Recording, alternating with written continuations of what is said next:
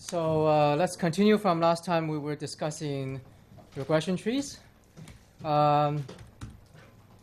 Just as a reminder, we sort of talked about regression tree last time, but we haven't talked about classification. So today we're going to start talking about going to overfit because we're just cutting too much. Now, the more you cut, the more complicated your model becomes, right? Okay, because your model becomes more nonlinear and more complex. So at some point, your model will become overfit. So it's important to choose the optimal complexity for your model. And the way to do it in the CART algorithm, or at least in the algorithm I just described last time, is basically we're going to cut to a very large tree. We're going to grow a very large tree, and then we're going to go back. Okay, just prune the tree back until we find the optimal complexity. By this I mean let's just continue cutting. Okay, maybe we'll cut here, maybe we'll cut here, maybe we'll just cut more. Right? Just continue cut and produce a very complicated model. And then I'm going to start from a very complex model. I'm going to shrink them, okay, and then plot the out of sample error E out or E validation error, okay. So E validation EV corresponding to different tree size, and by doing this, I'm minimizing the objective function, which is the in-sample fit, plus a alpha times the size of a tree as my regularizer. Okay, so by shrinking back, find the optimal sort of the optimal depth of a tree. That's for regression. So today we're going to talk about classification, but the classification idea is very much similar to regression. The only difference is now our y variable is not a continuous variable, but a discrete or categorical variable, right? So let's try to imagine this case, okay? Now, suppose our x is two-dimensional. So we have x1 and x2, okay? Two-dimensional x, you can plot it this way. I have a bunch of y point. So a bunch of y.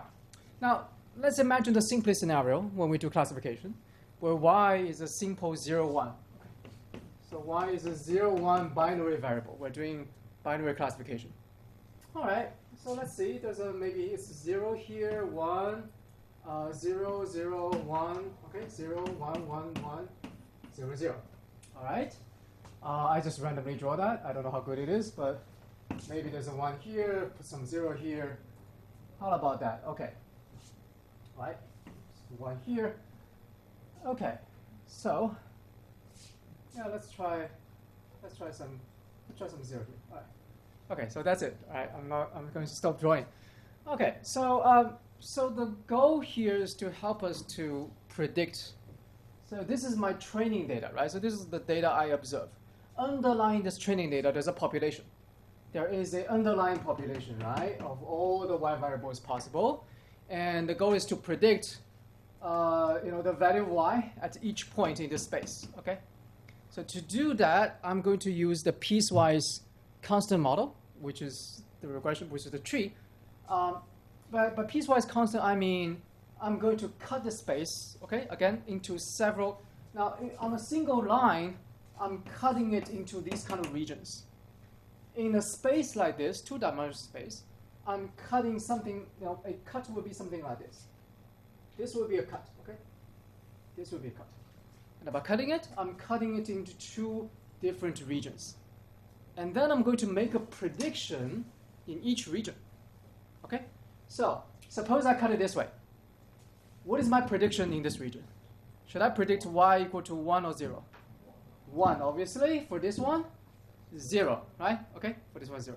So if I cut it this way, I will make a single prediction that y hat equal to 1 in this region, and y hat equal to 0 in this region. How good is my prediction?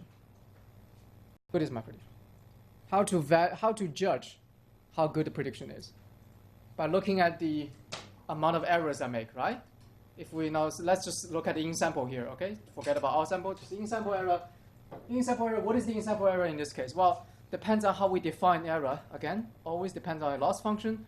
So now let's use a very simple loss function, okay? Our loss function is simply the 0, 1 loss, or misclassification loss, which is y is not equal to y hat. Let us use this extremely simple right? The most basic misclassification error for calculating how good our fit is, using this error term, okay, using this loss function, I should say, what is our error here? Now, this loss function is equal to, remember, this loss function is equal to 1 if they're not equal to 0 if they're, equal to 1 if they're not equal to 0 is equal, right? So if the prediction is correct, it is 0. If the prediction is incorrect, it is 1. And the error, so this is a loss function. The error is the expectation of this loss function. So you can think about the error as the mean of the loss, right, in sample. So here, what is the error? 1, 2, 3, 4, 5. We have 5 correct, because I predicted to be 1, right? 5 correct, 1 incorrect. So my expectation of that is just 1/6, right? 1/6 is incorrect. So my error here is 1/6. All right, for this error. For this one, what is my error? 1, 2, 3, 4, 5, 6, 7, 8, 9, 10. Okay, 10. That's very good. So I have 2 to the 10. Okay, 1/5 is incorrect. Right. So is there any way for me to cut it better? Right, so my goal is to improve my prediction. Is there any way for me to do this even better? Can I cut it in some other way?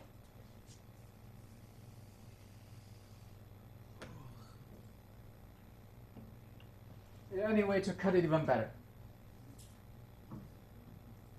Now, if I cut it here, it will not be very good, right? I make no mistake here because I will say y hat equal to 0. But here, how much do I make? So I make 1, 2, 3, 4, 5, 6, 7, 9, 10, 11. So 11, 3 of 11, right? 3 of 11. So if I do this here, I improve this prediction, but I make this prediction worse, right? Okay. So how do we combine both? Well, I'll talk about that later. Okay, I'll talk about it later. But so we need an overall criteria, okay, for judging how good our prediction is. But let me talk about that later. Right? Let's just try to see if there's any way for me to cut it better. Now, of course, I don't have to cut it along this direction. When I cut along this direction, I'm cutting x2. Okay, I'm choosing x2 as the cut, right? x2 larger than this area, x2 larger than this value. That belongs to one region. Below, lower than this value belongs to another region. I can cut along x1 too. All right. So let's see if I can cut along x1. Now I can cut it this way, but that's probably very bad, right? Okay, it's not clear. So 1, 2, 3, 4, 5, 6, 7. 7 of them, 3 of them, 1, 4 is 0. So if we use a majority rule, we say y hat is equal to 0 here, and y hat is equal to 0 here. No, that was, equal to 0. So both, so I'll make y hat equal to 0 in both regions. That sound doesn't look like very good, okay? So basically this is how we do things in classification tree, which is we're going to find the cut. So it looks like the first cut, looks like this is the best first cut, okay? So we're going to find the cut. We can cut this direction, we can cut this direction. We can cut on x2, or we can cut on x1, but we're going to find the cut that brings us the best prediction for both regions. So that's the first step. But we're not going to stop there, okay? Because once you make the first cut, you can make the second cut, right? Just like in linear, in one-dimensional case, making the first cut, you can make the second cut. So suppose this is the first cut we make. What is the second cut we can do? Is it obvious? Now, first of all, we can cut either of this region, right? So let's try this region first. In this region, there's a very simple way of improving our in-sample fit. Can I? Okay. So remember, the cut is always straight or horizontal. We don't do cuts like this, okay? And there's a reason why we don't. I will talk about it later, right? But for now, just remember, we either cut x2 or we cut x1. We don't do some linear combination of x1 and x2 cut, okay? All right. So if I cut this way, then I can make prediction here and here both better, right? It's obvious. In this region, can I do anything? Maybe I can, how about that? At least I can do, maybe I can cut it here like that. So at least this region is perfect. This region is still some errors. And I can further cut this now, but it's very hard to cut now, but I can, for example, cut it here so that here in this region there's still some errors, but all the other errors are pretty perfect, right? So that's the, so this is just in my toy example. In this example here, it's also very clear how do we cut it. We cut it first like this, and then we cut it like that. Then we divide it into two different spaces. Each space is almost all green, almost all black or red. Right. So this is essentially a classification tree, where we are recursively partitioning our space, cutting and cutting, so that the goal is what? The goal is our prediction become better. And how do we make our prediction? One simple rule is we always predict y hat in this region to be the number, to be the category that is the most prevalent in this region, right? With the most category in this region. So in this region, most of them are 1, so I predict equal to 1. In this region, most of them are 0, so I predict y equal to 0 in this region. So our goal is to make the prediction more precise in each region. And finally, of course, we go back. We prune the tree back for optimal complexity. Because if we do this too much, then our model is over-complex. Right? So we have the prune back procedure. But at least in the beginning, we always do is try to improve the ensemble fit. Okay, so that's the classification tree. All right. Before talking about detailed criteria, let me just say there are actually. Okay. All right. So. One thing I just said is given a region, so once we have, suppose we have 0, 0, 1, 1, 0, 0, okay? 1 here, 0 here. Suppose we have this data. Now, if I cut it into these two regions, in this region, what is going to be my y hat? My y hat in this region will simply be 0, because 0 is more, right? But that's not the only thing we can get from this region. We can also get a p hat, a estimate of the underlying probability.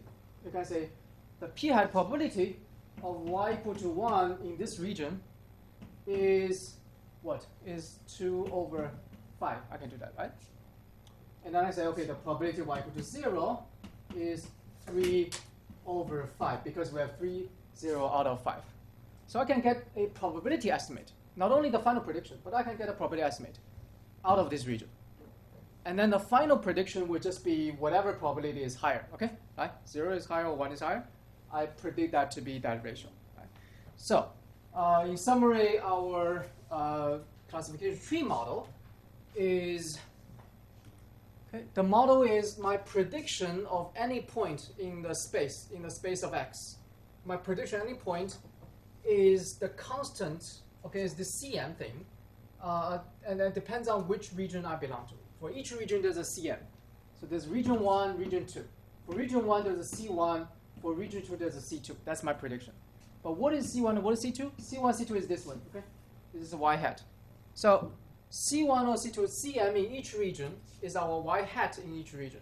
The y hat in each region is simply which probability, which class probability is highest. Right. So in this region, the 0 is the highest probability one. So I just predict y hat to be 0 here. In this region, still 0 is the highest probability. So we predict y hat, right? So if there's more 1s here, then 1 will be the most probable class. So predict y hat equal to 1 in this region. Okay, so that's how it works. All right. So I hope that's a simple enough way to understand it. And like I said in this example, right? So we begin with this data. This is 1. This is 0, or 0, 1. This data. Then what we're going to do is I'm going to cut, like this. Right.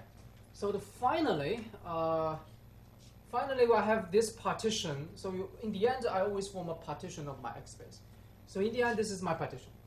And corresponding to this partition is a tree like this, where it's, where it basically tells us how we cut it, from one to the other. So in the beginning, we cut x2 smaller than 0.11, meaning the first cut is x2. Okay? The first cut we make is this cut. Right, this is our first cut. If it's smaller than this 0.111, we predict it's 0. Okay, but if it's larger, then we make the second cut, and the second cut is x1 on 0.4. So this is our second cut, all right? So corresponding to this node, and the second cut, if it's smaller than this second cut, or if it's larger than second cut, that brings us to the third cut or the fourth cut, all right?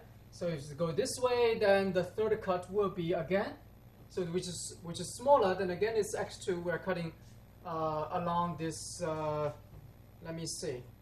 If it is larger, hold on. I think there may be an error here. But so if it's smaller, then essentially I think the third cut is this one. So that is again above or below. If it's in this region, then the third cut, the cut will be here along x2, and then it's up or below, and then we further cut. Okay, so that's the sequential cut structure that gives us this tree structure that we see in the model, right? Okay. All right. Just now there is one problem I haven't resolved. We haven't resolved, which is how do we, if there are several cuts that look very similar to you, how do we evaluate which cut is better? Now.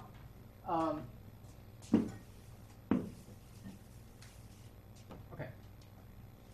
So let's say there's 1, 1, 0, 0, 0, and then there's 1, 1, 0, 1, 1. Okay. All right. Let's think about two cuts. Okay. So I'm going to compare two cuts. One cut is this one, okay. And the other cut is this one. Okay. All right. Which one is better? I can only choose one of them. Okay. It's not a. So I'm choosing one of the cuts. Now, according to the yellow one, the error here in this region, my error is 1, 2, 3, 4. It's 1/5 because I predict to be 1/5. If in this region is 1, 2, 3, 4, 5, 6, it's 2/6, right? Now, if we choose this way, okay, in this region, my cut will be in this whole region 1, 2, 3, 1. That's unfortunate. So it looks like I need to. Let's add one more, right? Let's just add one more. Maybe I don't care. Okay, I don't care. So if that's the case, then we have 6. So basically, it's 6, 2. Both like 6, 2 here, right? Okay. So how about this one? Now 1, 2, 3, 1, 2, 3, 4. So we estimate to be 0. The 7. So the mistake would be 7.3. Okay, right? Okay. So we have 3 mistake because we predict to be 0. So the mistake will be 7.3, right? So this is our error term here. All right. How about this one here? How much do we have? 1, 2, 3, 4, 5. So here we have 2/5. Right, 2/5. Okay. So which cut is better? Now, 2/5 is a what? 2/5 is larger than 2/6, right? So we have a larger mistake in this area. Okay. Now, what about 3/7? 3/7 is also larger than 2/6, right? So we have a larger mistake here. So in this case, the error is larger in both of these areas for this cut than this one. Okay. So obviously, this yellow line is the better cut. But what if the error here is larger, but the error here is smaller? Suppose, okay, because we need to think about a way to realize that. I just randomly draw this, right? But suppose the error here is smaller than 2/6, but the error here is larger than 2/6. So one is smaller, one is larger. In that case, which cut is better? We need to find a way, right, to measure the total error, okay? Not just the error in each half, right? So a very sensible way to measure the total error is the error. Let me use Q to mean the error term, okay? is the error Q left plus Q right. So Q is our error term. Okay, Q is our error term. Now the total error, so my goal should be to design a total error such that we can evaluate which one will bring down the total error. But is the total error the error on the left plus the error on the right? No, that's not good. Why? Because each half have different number of data points. Okay? So if the half has only 2 data points, the other has 100 data points, the error should not be evaluated on the same scale. So the way to do it is very simple. We're going to weight each error by the number of data points, okay? And left times n right. Okay, the total number of data points on the left and on the right. This is going to be my final criteria. Whatever cut that's going to bring down this total error works for me, okay? So I'm going to find the cut that brings down the total error most. In this case, the total error corresponding to this yellow cut is 2/6 times the number of data points, right? So 1, 2, 3, 4, 5, 6 times 6. Of course, it's times 6. So the other 2/6 times 6. That's the total error. In the other direction, we have 3/7 times 7, right? Plus 2/5 times 5. Okay, so that's the total error we have.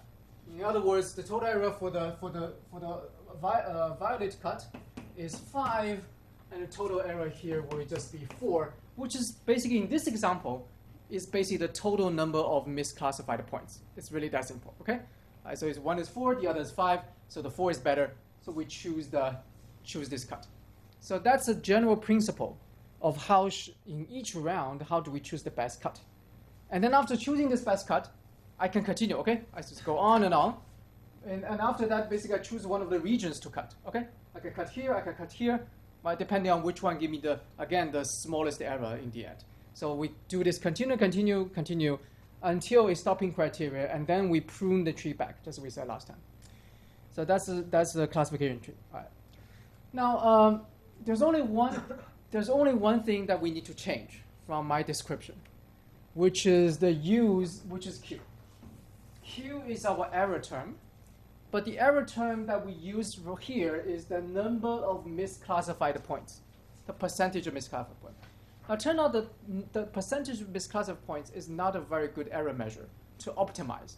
It's a very good error measure to teach, to tell you, look, this is the ideal of misclassified points, but it's very hard to optimize.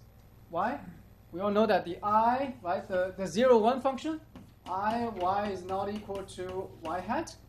This 0, 1 function is not easy to optimize, right? We said before when we talk about logistic regression, so when you do classification, this kind of 0, 1 loss function is hard to optimize. Particularly, if we... So, we're going to see 3 different kind of way we can measure the error rate. One is the simple misclassification rate, which is based on this 0, 1 error. Okay? Loss function. If we use the 0, 1 loss function, our error rate will simply be the percentage of misclassified points, which is 1 minus this PCM. PCM is the percentage of correctly classified points. So 1 minus that is the percentage of misclassified points. So this QM, misclassification rate, is okay. We can use that, but that's not very good because it is very hard to optimize like this, right? It has this, looks like this. Now, as you can see, that this thing is all straight here and then not differentiable here, right? And then so it's not very easy to optimize. So if there is a way to turn this misclassification error into a smooth and continuous objective function, then that will make it easier to optimize on the tree. To do that, we use 2 other different kind of error measure. One is called the Gini index, and the other is called the cross entropy. Right? So the Gini index is simply defined, which is the PM. So what is the P? The P is the percentage in each area. So let's look at this. Sorry. So if I look at this region, right? If I look at this region, what is the probability of 1 in this region? Well, 1, 2, 3, 4, 5, 6. It is 4/6 is the probability of 1 in this region. The probability of 0 in this region is 2/6. All right. So the Gini index for this region is simply P1, okay, 1 minus P1 hat plus P2 hat, 1 minus P2 hat. Sorry, I should say 0, okay? 0, P0. Right. So that's it. So the Gini coefficient has this mathematical description, which is the P minus P plus P minus P. Okay, all the P terms together. Now, this is we want this measure to be as small as possible. Just like we want the misclassification rate to be as small as possible. Why? Why do we want this to be as small as possible? Because intuitively, let's think about it. Our goal in cutting this space, right, is to make our prediction as precise as possible, as accurate as possible within each region, because that improves the in-sample fit. All right, but what does it mean for our prediction to be accurate? It means that in this region, suppose we predict this region to be 0 and this region to be 1. It means that in this region, almost all the points are 0. Okay, so if we predict to be 0, almost all the points are 0. In other words, this region is very pure. Okay, everything is 0. This region also very pure because everything is 1. The more impure, right? The more impure meaning, lots of 0 and lots of 1, the worse. So that's why all of these measures are called impurity measures, because the larger these measures are, the more impure a node is, right? A region is, I should say. Okay. Let's see. If P is equal to 0, if one of the P is equal to 0, that means it's very pure. Because so let's say we have 0 and 1, right? If P0 is equal to 0, that means the entire region is 1, which is very pure, which is a good thing. When P0 equal to 0, what is this thing? Like, what is our Gini index? It's 0 times, it is 0 for 0, but for 1, it is what? It is 1 times 1 minus 1 is 0, so it's both are 0. So the Gini index is 0. Okay. Similarly, when one of them equal to 1, of course, that's the other, so the Gini index is equal to 0 when it's entirely one class. But when the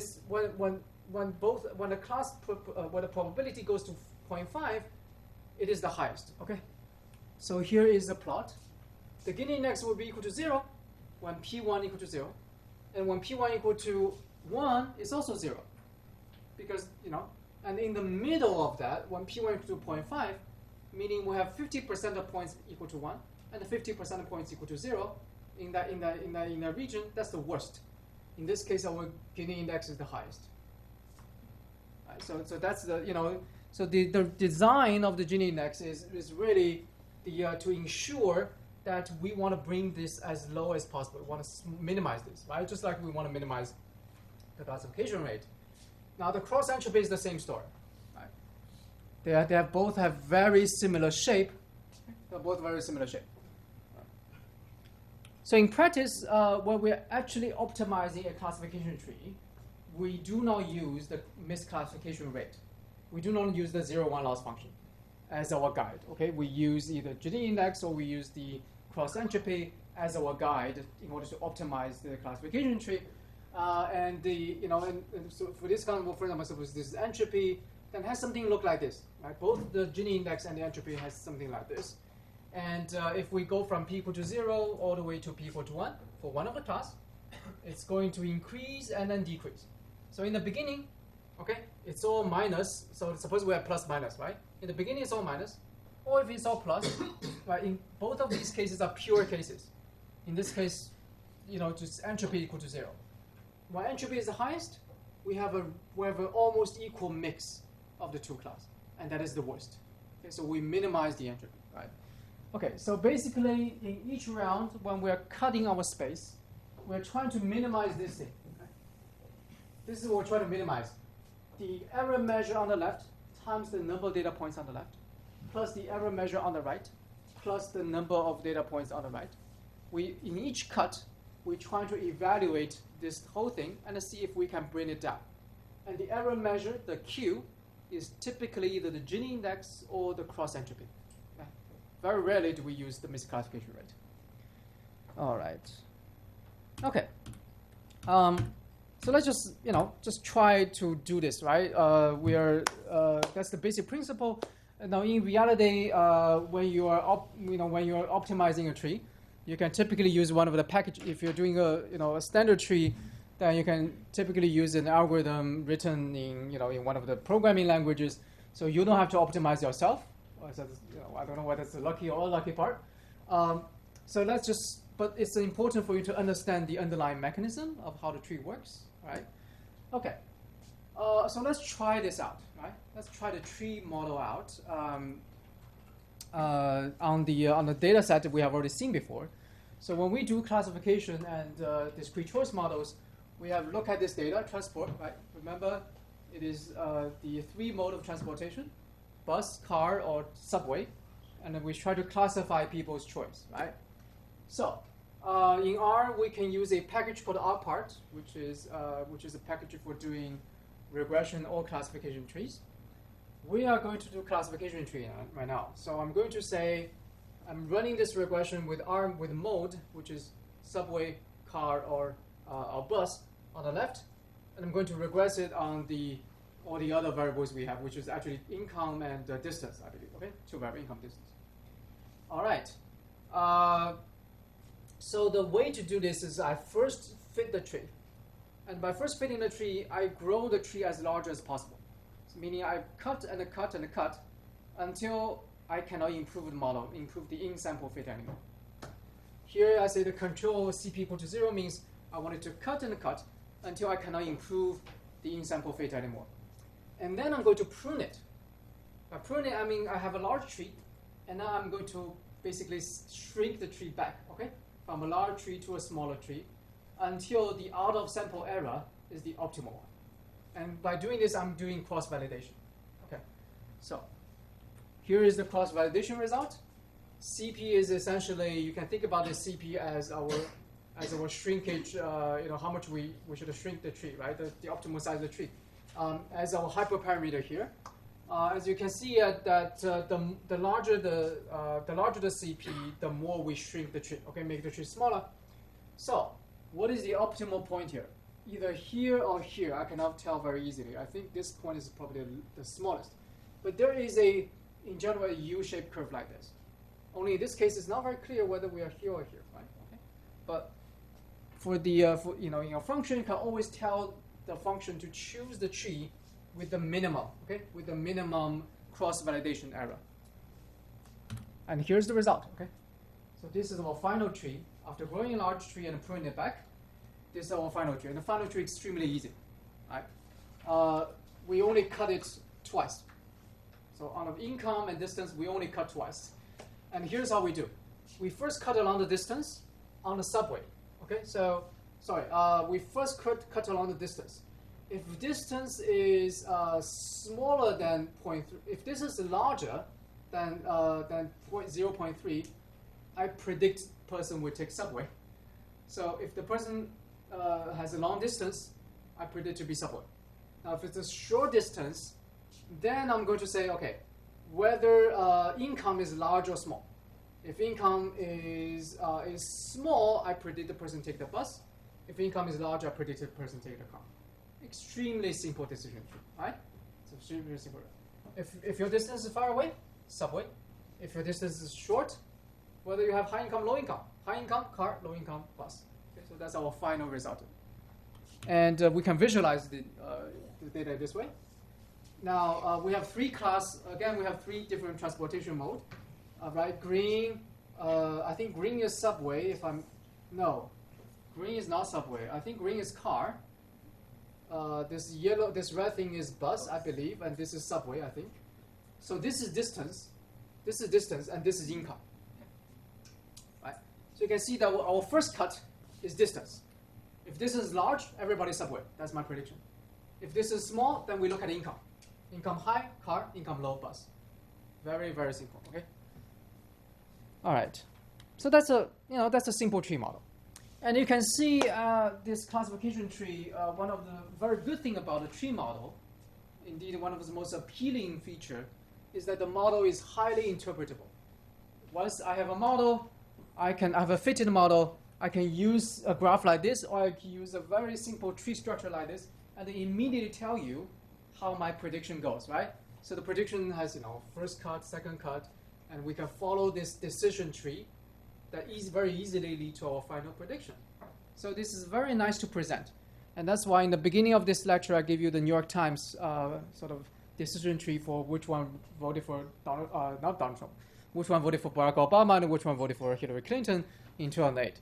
And everybody can read that, right? The layman, the people who have never had any data science training, they can read this decision tree graph and understand how the prediction is made.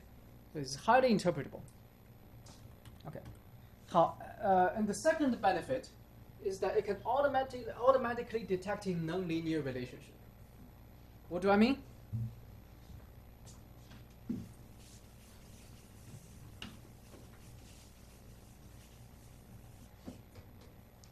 Okay, so suppose I have a nonlinear relationship like this, all right? Sorry.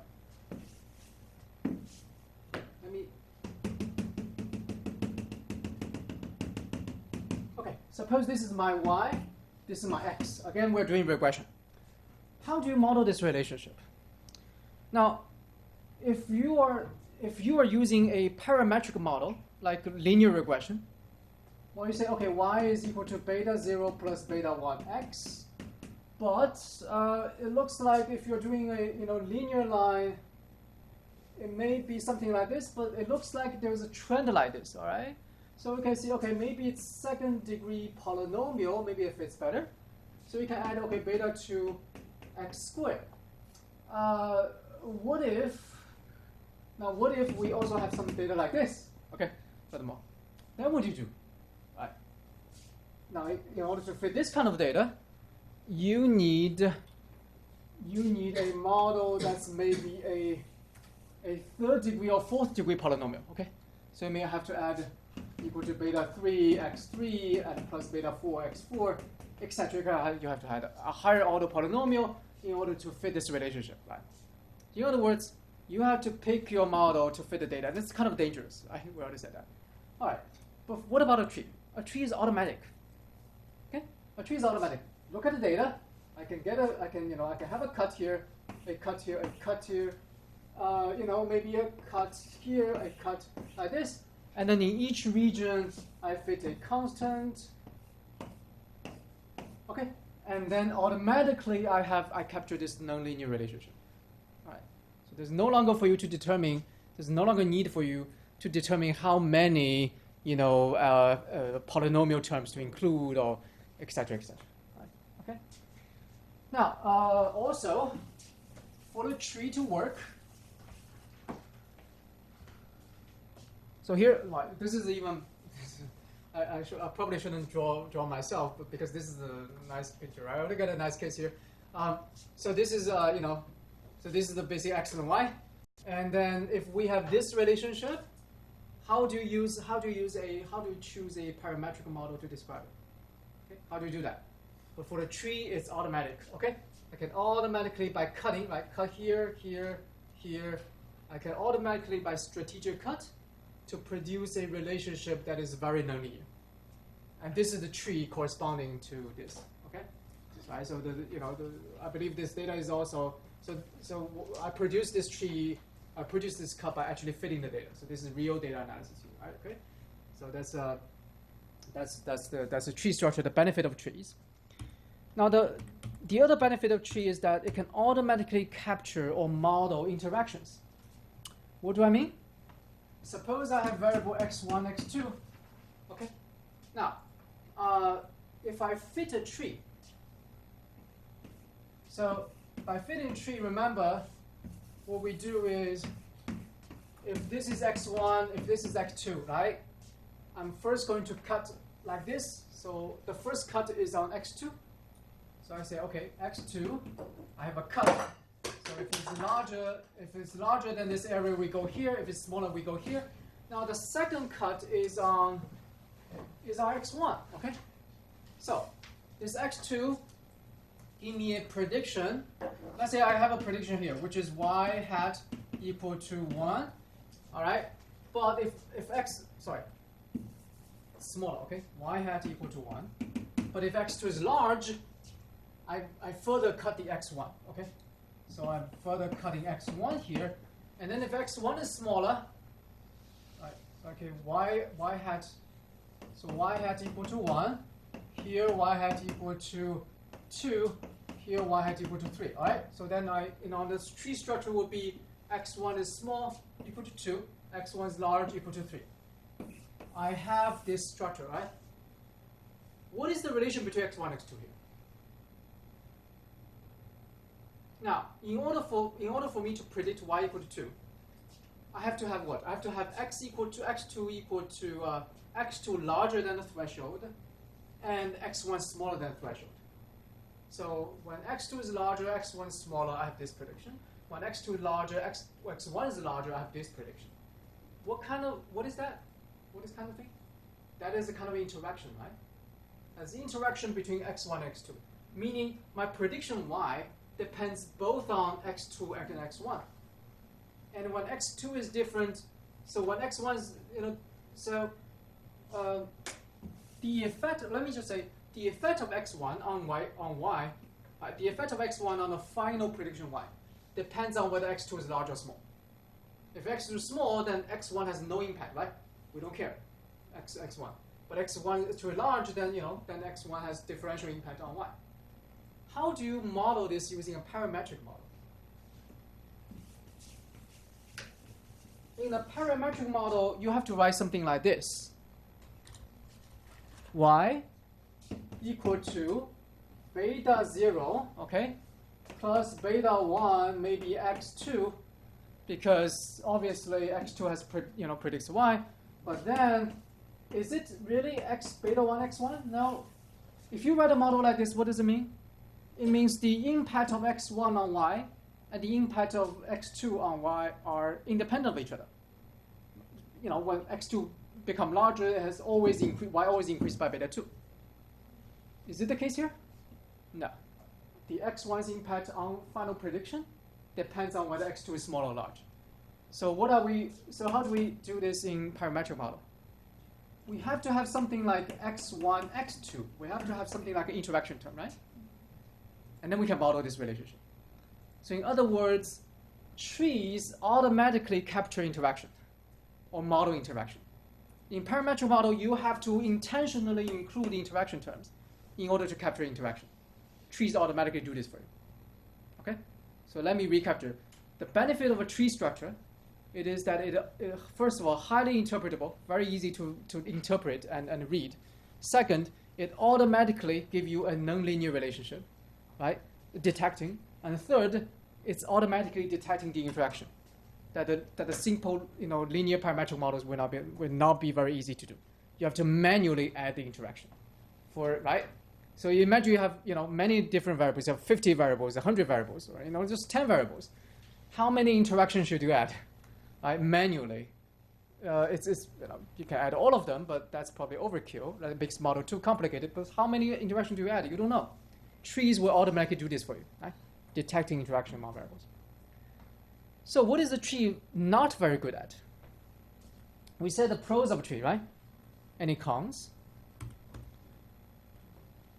Well, the first con of a tree is very easy to see from this picture. Remember our logistic regression, right? For logistic regression, we are doing, our final decision boundary is something like this, right? It's something like this. Which one's better? Is the logistic regression boundary better or is the tree boundary better? The logistic is better. Well, I'll let you see later, okay? If you already forget what logistic look like, but tree typically don't give you very good prediction. Why? Because it's a piecewise constant model. In each region, it's a constant. It doesn't really capture. Maybe that's. I should say. Just very simple y and x.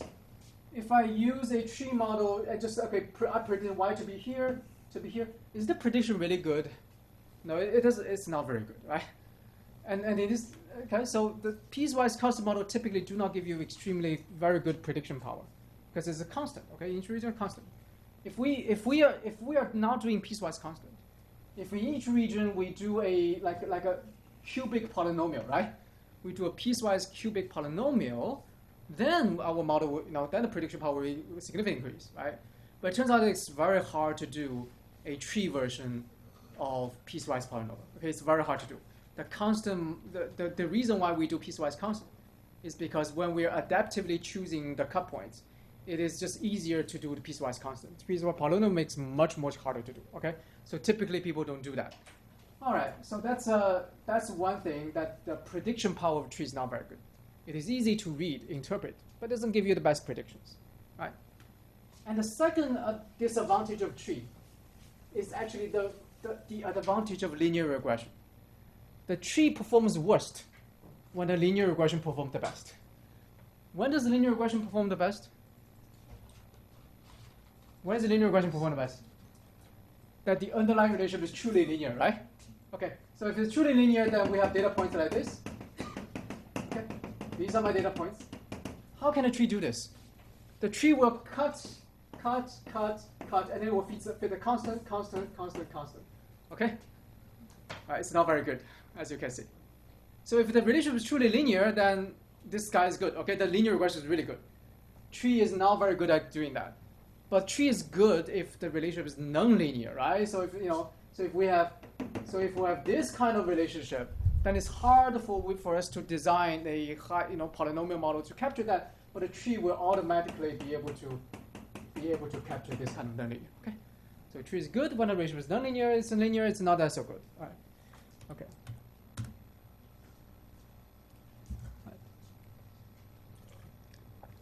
In other words, a relationship that is easily captured by parametric models, simple parametric models. We should use a simple parametric model. If the relationship is not easily captured, it's complicated, it's nonlinear, there's a lot of interactions, then the tree model will perform better.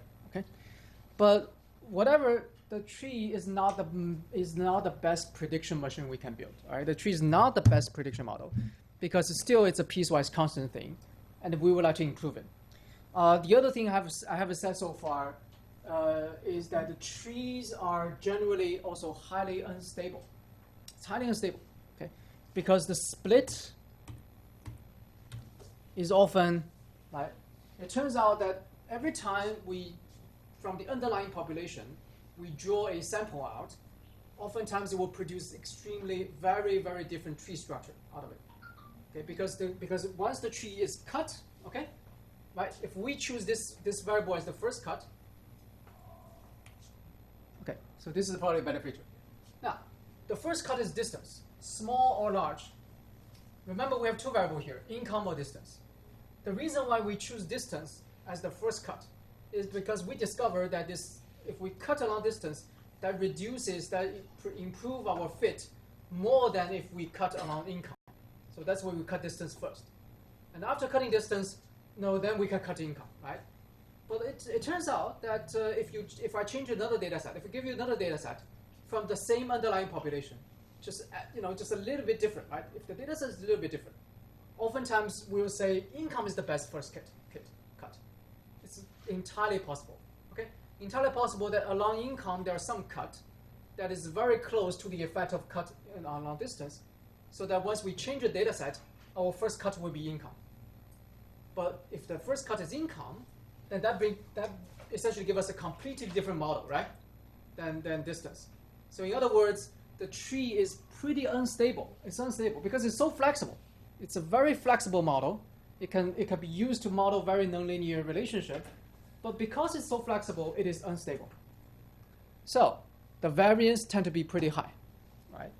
And that's also very easy to overfit if we do not prune it. So I would say, in general, there are two, sort of a disadvantage of tree. The first is not easy to capture simple linear relationship. But the second is tree doesn't have extremely good performance because number one, it's piecewise constant.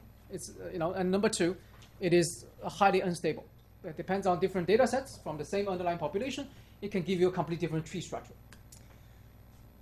So any way to bring so now the question is, do we have any way to bring down the variance, okay? Just to make the tree more stable. Do you have any way to do that? So that is when we come to the next idea, which is going to be extremely important. The idea is called the bootstrap aggregation, or it's also called bagging, but bootstrap aggregation probably makes more sense. So the idea is I want to make my tree more stable. How do I make it more stable? Well, I can suppose I have the underlying population. Okay, remember the problem with tree is from the underlying population. Every time I draw a data set out, if the data set is slightly different, it may give me a completely different tree structure. So one idea is if I have access to the underlying population, I would just draw many samples out of the underlying population. On each sample, I'm going to fit a tree. Okay? So from the underlying population, I'm going to generate many samples. On each sample, I fit the same tree, but it's going to be, the outcome will be different because it's unstable. But then I can just simply average all of them, right? Average all the trees. If I do that, the result will be much more stable. So in that case, I can bring down the variance significantly. Okay? All right, so that's the idea of bagging or aggregation, bootstrap aggregation.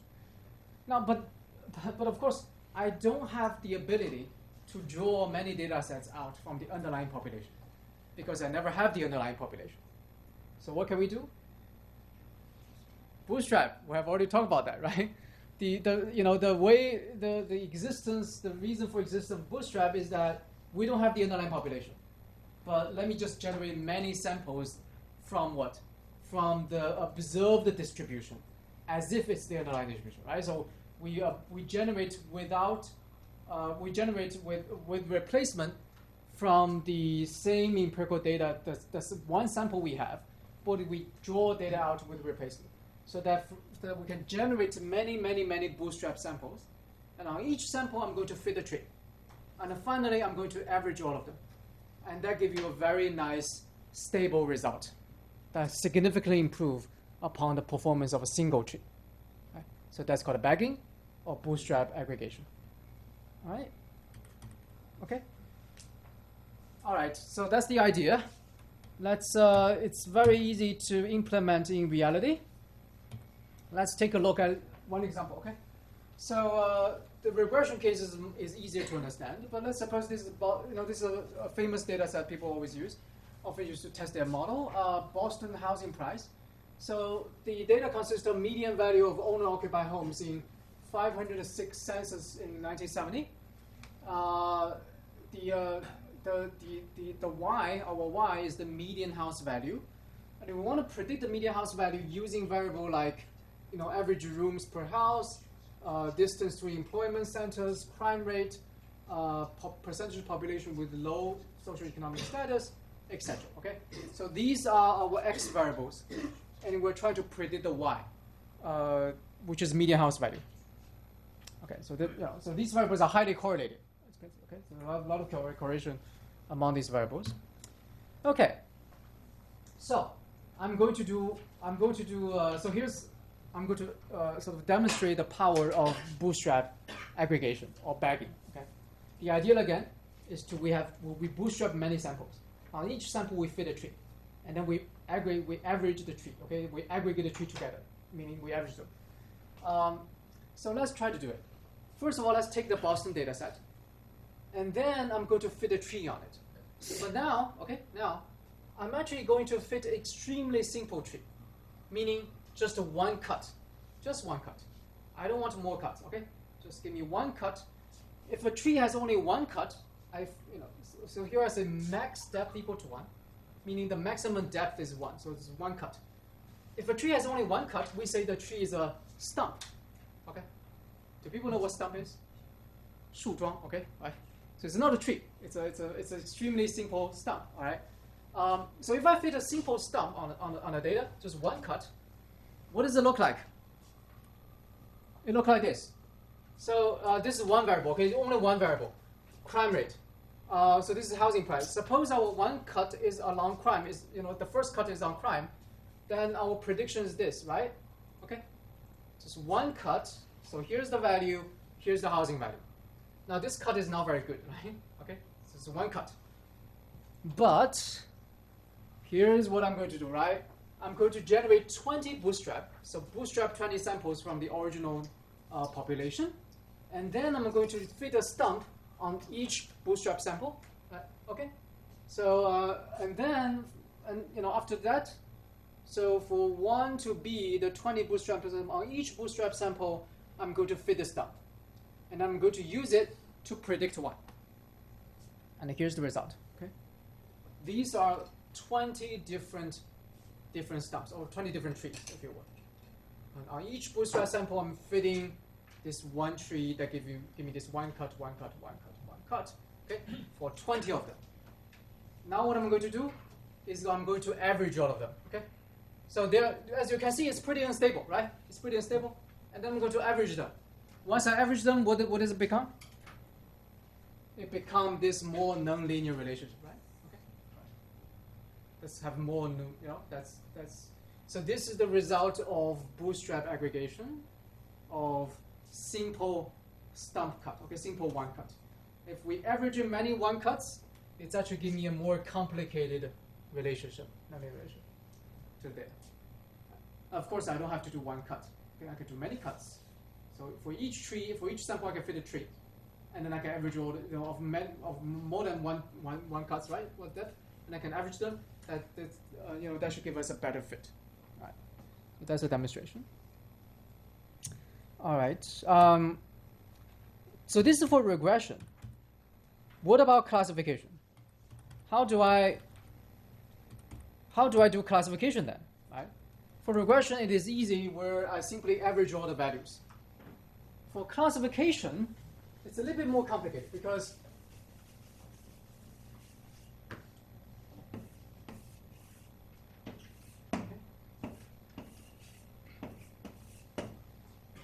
x1, x2, x1, x2. Now, suppose if I fit suppose we have two bootstrap samples. In one sample, I have a cut like this, all right, and I have the my prediction here is suppose my y hat here is equal to y hat equal to 0, y hat equal to 1. P hat 1 equal to 0.4, okay? P hat 1 equal to 0.8, okay? 0.8.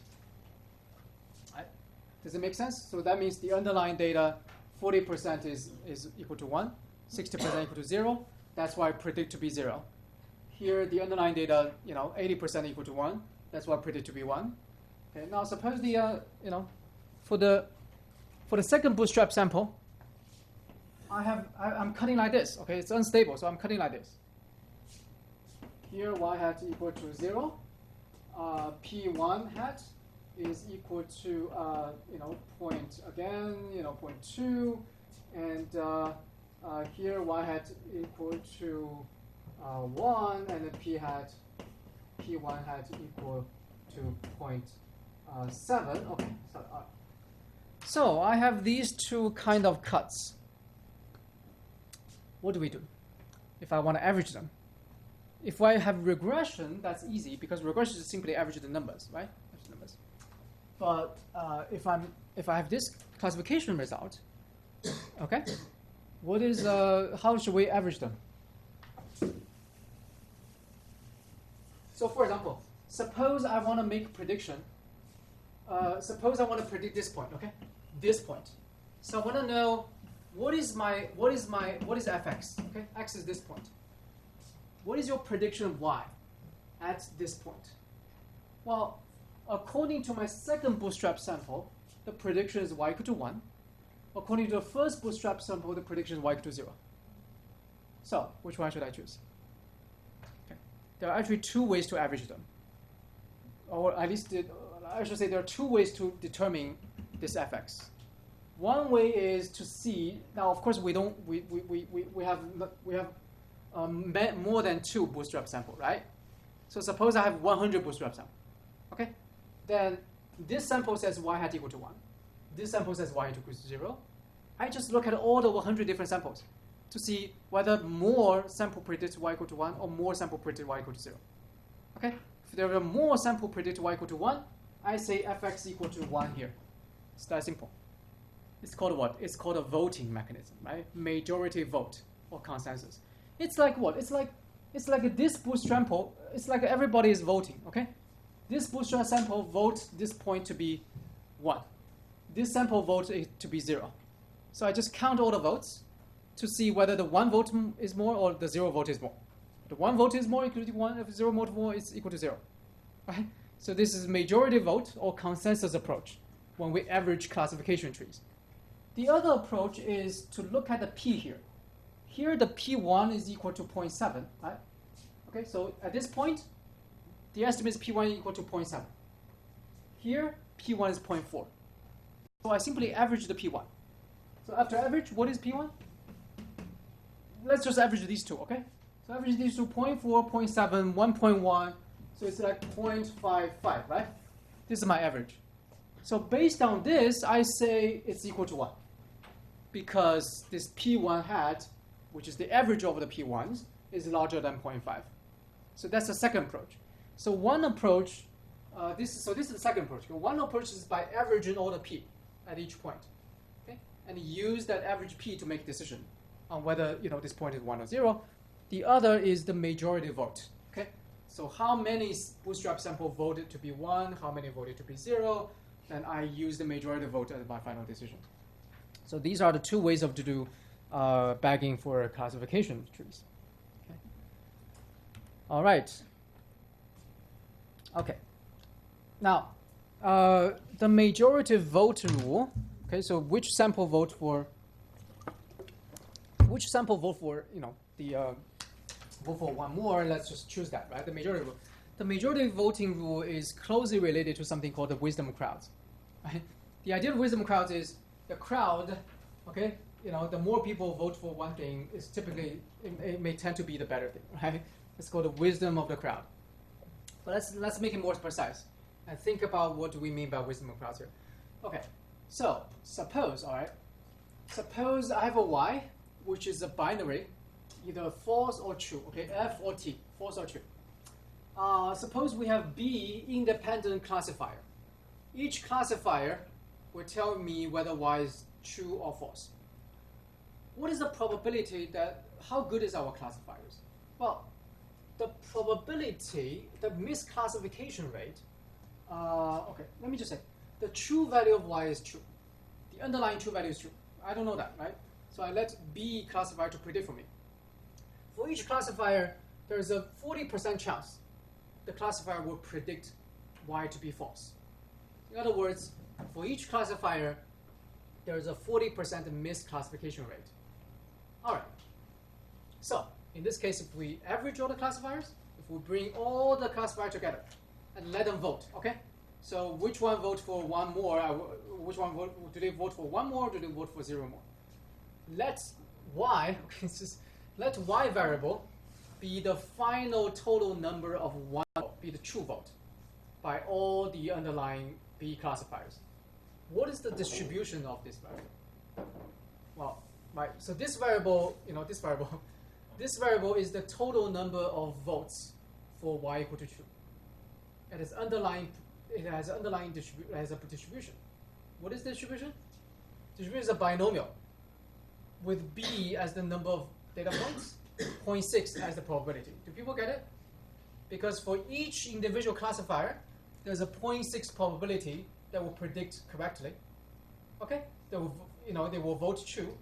So the total number of true votes is simply a binomial distribution. The sample size equal to b and the probability equal to 0.6. Okay? Now, what happens when our b increase? So the number of classifier increase. This thing, the total number of votes, okay, will converge, right? Once our b increase, the sample size increase, this total votes will converge to what? Well, if b becomes really large, then the total number of true votes will converge to almost b times 0.6. That's it. There's no variance anymore. As b increase, the variance becomes smaller, smaller, smaller. So in the end, we have 0.6b. Okay, that's what total votes. Now, what does it mean? It means that when our b increase become larger and larger, our prediction, just the total votes for true, will become more and more absolutely larger than half of b. Now, in this case, if the total votes is larger than half of b, our final decision is we'll declare y equal to true. Do people follow that? Okay. We will declare y equal to true if we get more votes than half. And our probability of getting more than half will approach 1 when our sample size b approach infinity. So that's essentially the wisdom of crowds, in the sense that for each individual, the probability of making a mistake is huge. Each individual has 40% probability of making a mistake. So that's a very high number of making a mistake. But if we use the majority vote, our probability of making a mistake become much, much smaller, especially as the number of individuals increase. Eventually, our probability of making a mistake becomes 0 if the number of individuals increase to infinity. Right? So even though each classifier is bad, okay, it's not very good. Each classifier is not very good. Our final prediction is very, very precise if we have a large number of individuals who participate in voting. So that's called the wisdom crowds. Right? Okay. In other words, everybody can be bad, but the total prediction by average them is good. Now, however, here we assume that everybody has a 40% probability of making a mistake. Okay? So that's pretty bad, but that's not bad enough. Suppose I say everybody has a 60% probability of making a mistake. So in other words, for each individual, the probability of making a mistake is larger than the probability of making the correct prediction.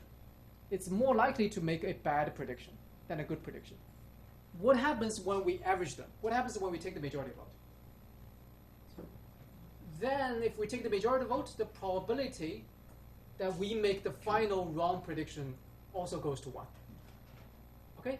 Meaning that for each individual, if each individual has a 60% probability of making a mistake, then we will have almost close to 1, almost definitely will make a mistake if we aggregate all of them, and if the b approach infinity. So what does it mean? It means that the wisdom of crowds goes both ways. If every individual is only weakly good at prediction, meaning more than 50% of chance of making the correct prediction, then once we aggregate them, we will make a good prediction almost 100%. But if everybody has a higher than 50% probability of making a mistake, and we aggregate them, we'll almost surely make a mistake if the number of people participate more. All right. So in a sense, when we aggregate people, we enlarge their possibility of making good decision, or we enlarge the possibility of making bad decision. Right. So we can go both ways. Right. So here's a way to sort of conclude that bagging is a good classifier. By good classifier, I mean a classifier that at least have more than 50% probability of making true, right? Prediction. Bagging a good classifier improve the classifier, but bagging a bad classifier make things worse. So you should only bagging a good classifier, and by good I mean as long as it has more than 50% probability of making the true prediction. Okay, the prediction accuracy more than 50%. Okay. All right. So summarizing. Bagging can dramatically reduce the variance because tree is unstable, but once we do bagging, we generate many bootstrap samples and we average them, or we do majority vote, then bagging can reduce the variance dramatically and stabilize the prediction of unstable procedure. So typically bagging will significantly improve upon the performance of a single tree. Right? It's almost typically always better to do many trees than a single tree, right, to the bootstrap. All right. Now bagging, we do not really have to do tree. Remember, bagging is actually a general idea. Bagging means what? It means I have a prediction, like I have a classifier, or I have an fx. So fx is my model. So it could be a linear model. It could be beta 0 plus beta 1x. This could be my fx. Okay, fx can be any model, but I can do bagging to any model. How do I do bagging to a linear model like this? Same thing. I draw many bootstrap sample out.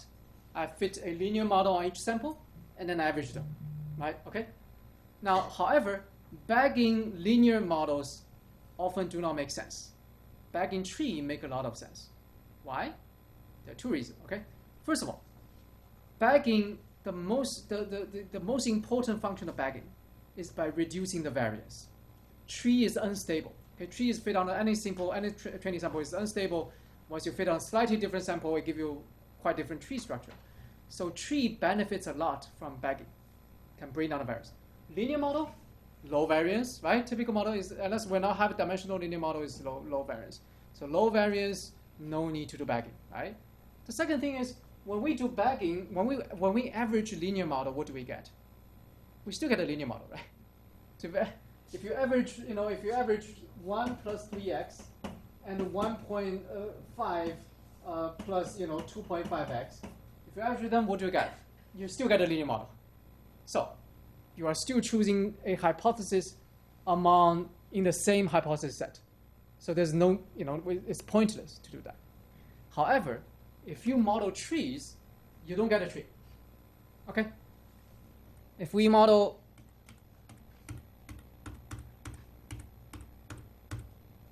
if we average this tree and this tree, the final result is no longer a tree. The final model is what? Is an average tree. Okay?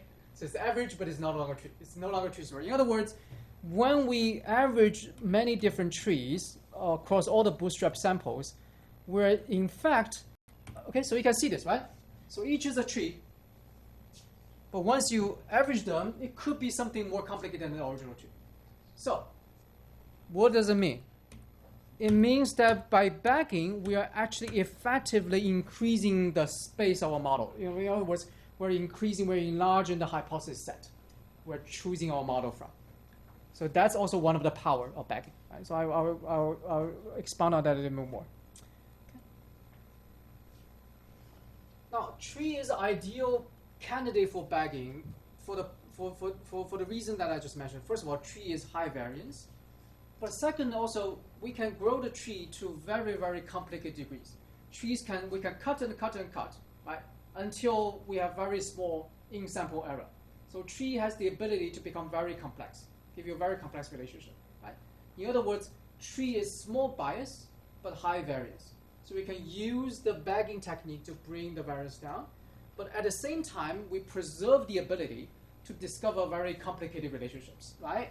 Okay, so once you average many trees, the variance goes down. In the end, what you capture is the underlying more stable, complicated relationship in the data. Okay, what is the downside? The downside is loss of interpretability, because the tree is very easy to interpret. Subway, distance, large subway, small, income, large, small. Okay, so it's a very nice to interpret. But once you average the trees together, it's no longer a tree. So in that case, it's no longer interpretable. It becomes something like a black box. So the loss of interpretability is a sort of a downside of bagging, right? Okay. All right. But before talking more about the general idea of so bagging belongs to a technique called ensemble methods. Ensemble methods just means we're bringing many individual model together and average them, right? Or average them or combine them in different ways. That's called ensemble. Bagging is a type of ensemble. But before talking about other ensembles, I would like to talk about one more way to improve bagging a little bit more. Okay. Now, remember, the idea for bagging is tree is unstable, so we need to bring down the variance. But how do we bring down the variance? If I have n independent samples, and each sample has I have n independent variables. Each variable has a variance sigma squared. If I average them, what is the variance of the final thing? Sigma squared divided by n. Right, so by averaging n independent variables, I can shrink the variance. I can bring the variance down n-fold. All right, but what if the variables are correlated? Because when we fit tree to bootstrap samples, are the bootstrap sample independent or are they correlated? They're extremely correlated. they are all, they're all sampled from the same data, right? So the samples are very correlated. So if we fit trees on these bootstrap samples, they are very correlated themselves. So if two random variables are very correlated and you average them, do you still bring down the variance that much? No. Okay? No, you don't. Right? So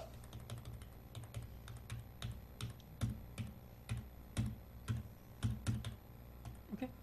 So if the variables have correlation rho, if there are two variables have correlation rho, if we have n variables and they have pairwise correlation rho, and you average them, the final variance is rho times sigma squared plus 1 minus rho sigma squared over n. So only the 1 minus rho part, okay, is bring down to sigma over n.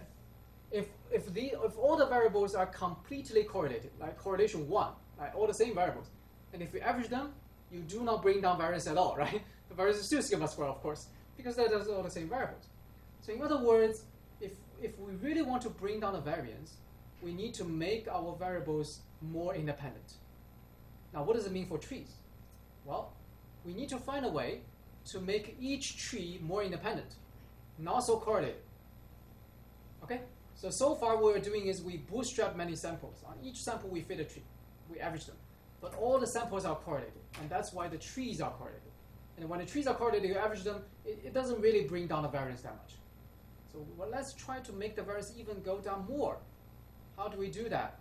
That's called, so one technique is called a random forest.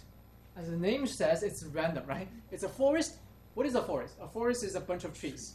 But then we make them more random, right? How do we make it more random? Well, here's the idea.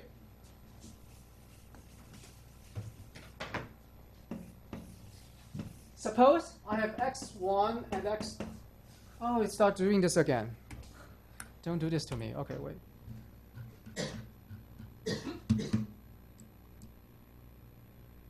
Look at that. Look at that. Somebody is controlling this computer. Has to be the people in the control room, right? Yeah, I don't. Maybe they like to join the class. I'll let it be, okay? Because I'm using a bad word.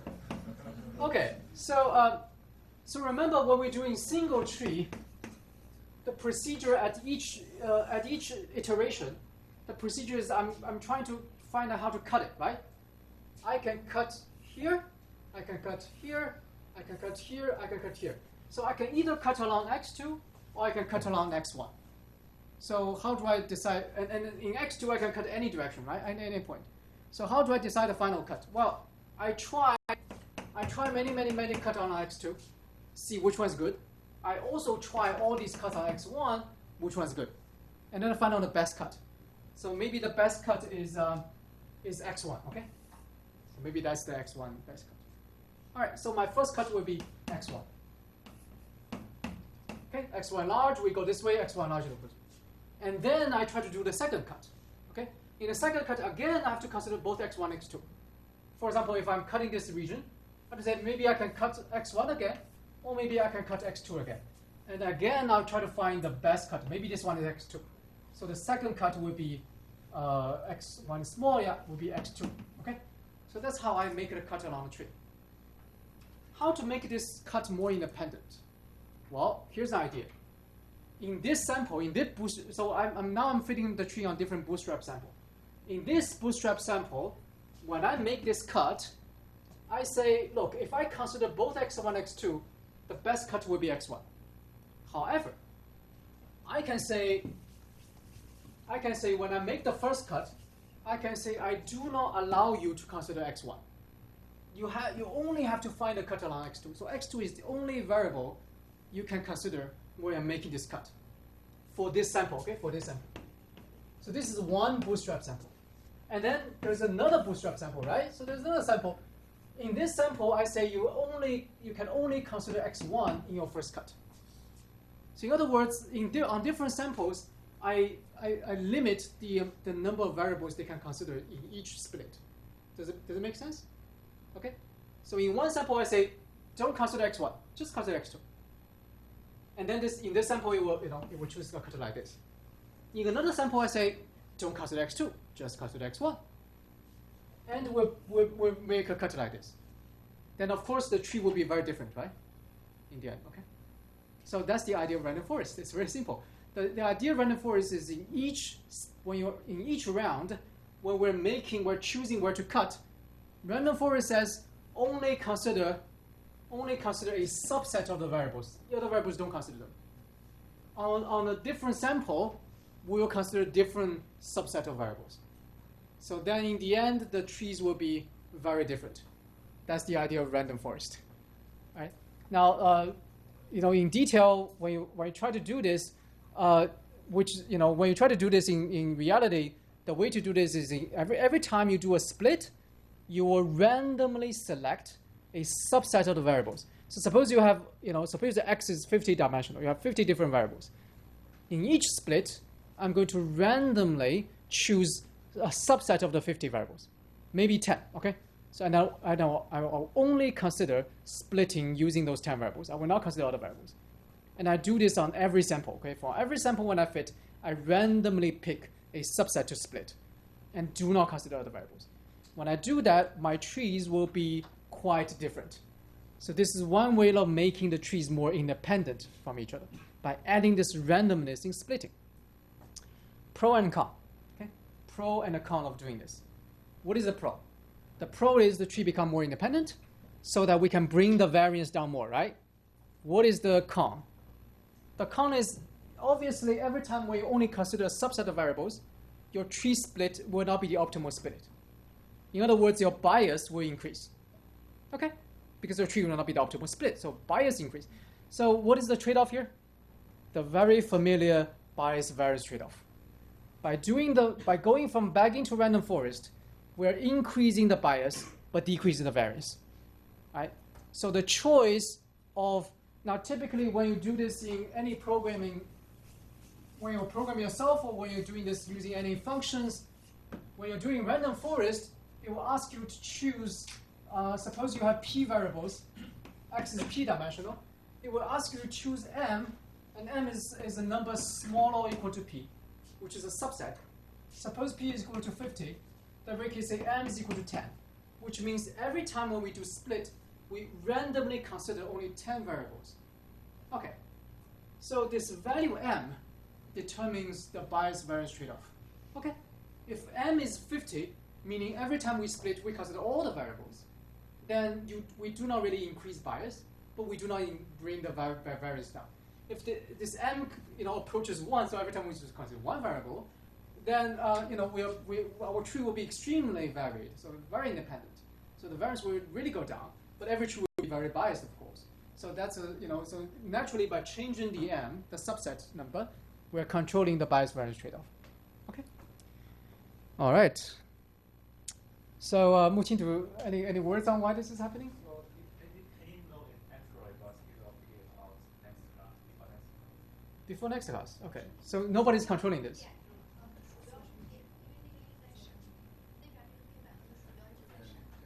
What?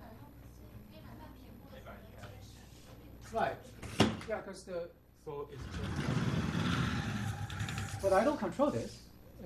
It's somebody's controlling this. So. No, I don't think so. Yeah, so This, if you just put more weight, it will stay I don't know. more stable. What is this?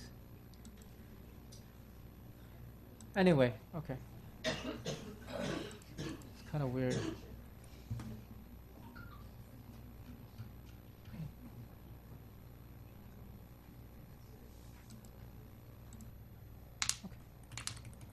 So let's see. Hopefully, it functions right now. Okay. Because I think we still have some time. Let me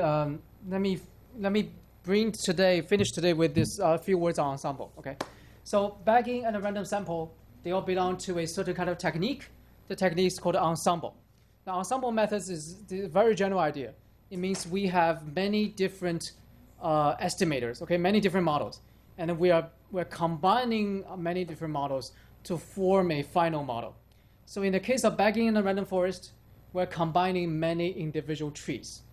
Okay, so we're generating many bootstrap samples. On each sample, we're fitting a tree. And then finally, we're combining those trees to form our final estimate or final prediction.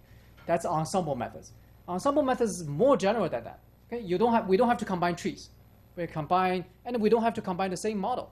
Okay, you don't have to combine a tree with a tree with a tree, or you can combine a tree with a linear regression. Okay, there's some other models you can just combine them and form a final estimate. And surprisingly, in many situations, ensemble will produce a better prediction power. We have a better predictive power than using any single model.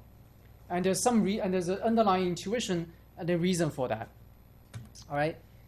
So this is an illustration for ensemble, right? We're training that with all the different Bootstrap data, and on each Bootstrap data, I'm going to fit a model. So sometimes we call it the learner. Okay. So different learner or different models. The learner gives you a model. Okay. So different algorithms is different learner, and once the fitted model, you bring them together, combine them, and that's the final ensemble. Ensemble methods can oftentimes work. It doesn't always work, but there are several reasons why it could work in many situations actually.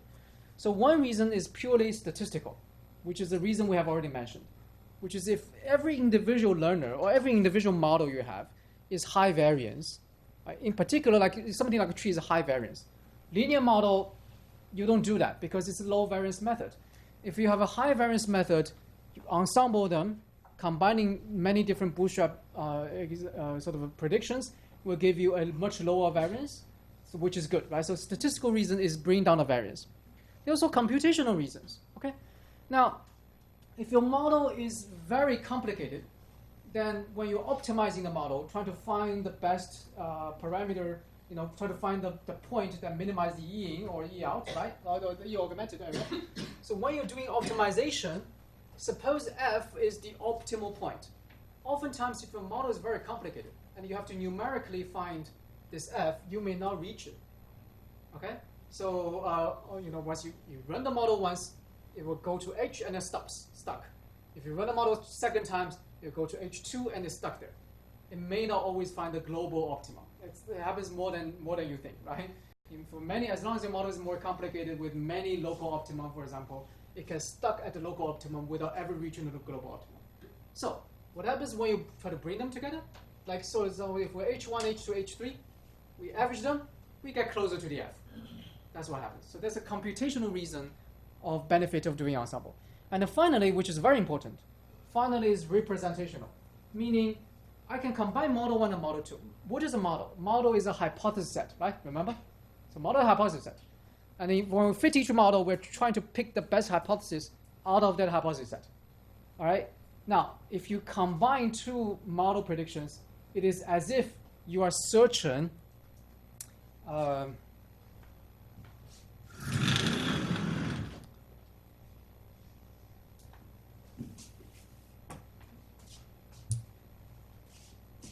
so if this is your hypothesis set and this is another one of your hypothesis set, if I find the best here, and if you combine them to produce something here, it is as if you are enlarging your hypothesis set.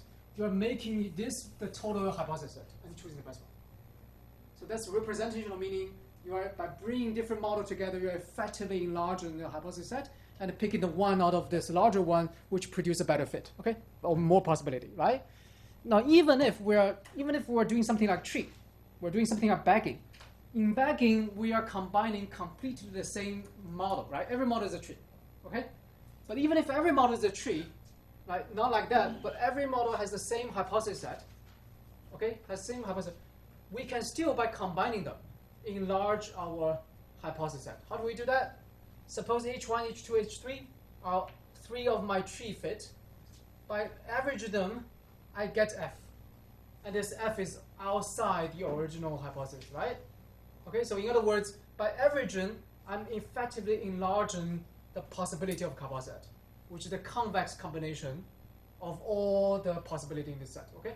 So that's another way, another reason why ensemble methods can often work, is that by effectively enlarging the hypothesis, make your model have more power to fit more complicated relationships.